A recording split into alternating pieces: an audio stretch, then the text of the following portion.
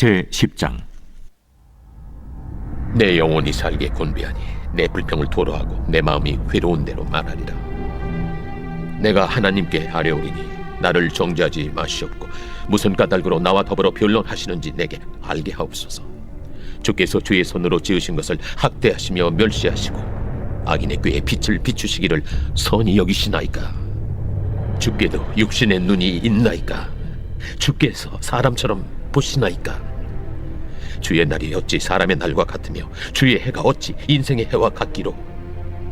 나의 허물을 찾으시며 나의 죄를 들추어내시나이까. 주께서는 내가 악하지 않은 줄을 아시나이다. 주의 손에서 나를 벗어나게 할 자도 없나이다. 주의 손으로 나를 빚으셨으며 만드셨는데 이제 나를 멸하시나이다. 기억하옵소서. 주께서 내 몸 지으시기를 흙을 뭉치듯 하셨거늘 다시 나를 티끌로 돌려보내려 하시나이까. 주께서 나를 젖과 같이 쏟으셨으며 엉긴 젖처럼 엉기게 하지 아니하셨나이까.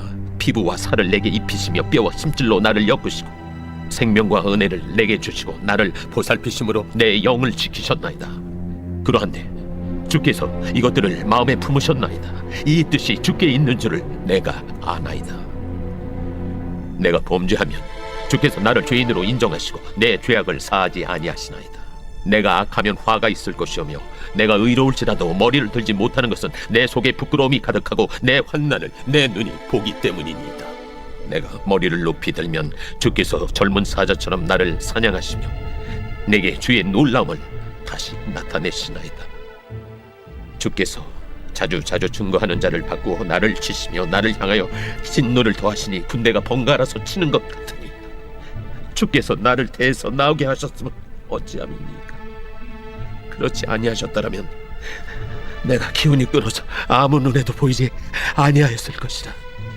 있어도 없던 것 같이 되어서 태에서 바로 무덤으로 옮겨졌으리이다. 내 날은 적지 아니하니까 그런즉 그치시고 나를 버려두사 잠시나마 평안하게 하시되 내가 돌아오지 못할 땅 곧 어둡고 죽음의 그늘진 땅으로 가기 전에 그리하옵소서. 땅은 어두워서 흑암 같고 죽음의 그늘이 져서 아무 구별이 없고 광명도 흑암 같으니이다. 욥의 고난이 얼마만큼 평온하게 되어서 친구들처럼 신을 제3인칭으로 말하지 않고 처음과 같이 하나님과 더불어 대화하고 더불어 토론합니다.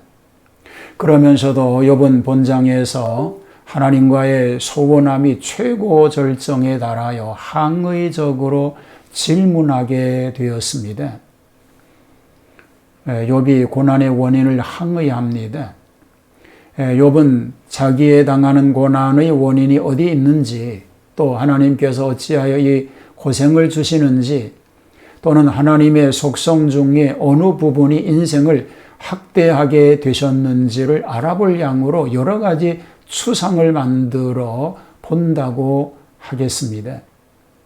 예를 들어 하나님께서 자기를 학대하심으로 어떤 물질적 유익을 얻으실 것인가, 또는 하나님의 눈이 밝지 못하시어 선자를 악자로 오인하심인가, 또는 하나님의 생명이 사람의 그것처럼 유한하시기 때문에 빨리 죄를 정하시지 않으시면 아니 될 이유가 있는 까닭인가.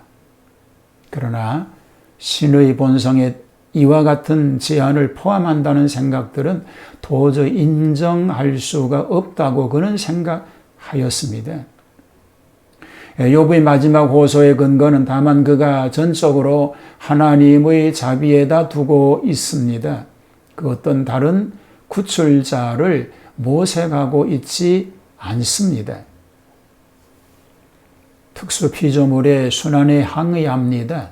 욥 자신은 하나님의 특수하게 만들어주신 피조자임을 자인하면서 자기를 지금까지 지켜 보호하여 주셨는데 어찌하여 지금 이와 같이 멸하려 하시는지 의문을 갖습니다.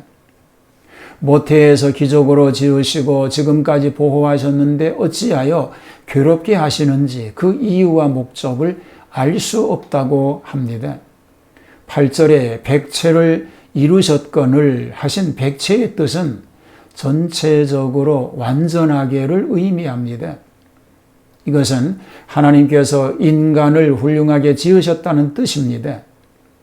이렇게 지으신 것은 인간을 귀히 여기는 증거입니다. 그러니만큼 하나님께서 인간을 멸망시킬 이유가 없다는 것입니다.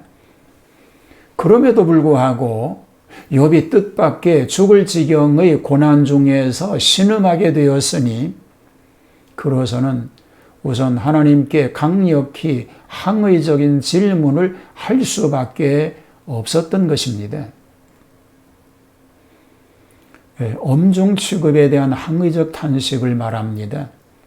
욥이 여기서 말한 것은 자기의 가상적 죄악에 대한 하나님의 엄격한 감시 및 징벌에 대한 것입니다. 자기가 범죄하면 하나님께서 자기를 죄인으로 인정하신 것입니다. 하나님께서 인간의 범죄를 죄악으로 인정치 아니하신다면 그것은 그의 성결을 무시하심이 됩니다. 그러므로 하나님은 사람의 죄를 그대로 인정하십니다. 또 하나님께서 극악한 죄를 당장 벌하신다는 것은 극도로 악한 것을 의미합니다. 또 자기가 의로울지라도 하나님께서는 머리를 들지 못하도록 계속적으로 환난을 보내시어 자기를 괴롭힌다는 것입니다. 여기서 얼핏 볼 때 하나님께 대한 원망처럼 보입니다. 그러나 욥이 자기의 고난 문제를 가지고 기도하는 것이기 때문에 성도의 참된 기도라면 원망이 내포될 수 없고 믿음이 있어야 할 줄 믿습니다.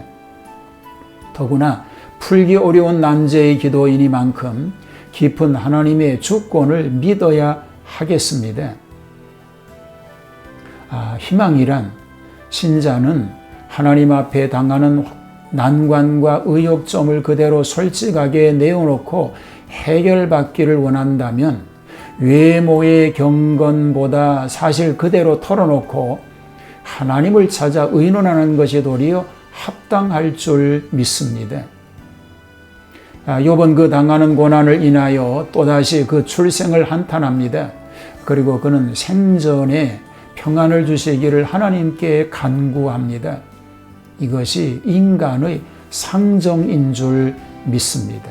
오늘도 주님의 은혜 가운데 살 수 있기를 축복합니다.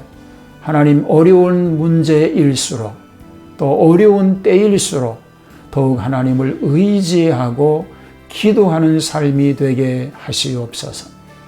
주님의 은혜로 오늘 또 복된 하루 되도록 함께 하옵소서. 예수님 이름으로 기도합니다.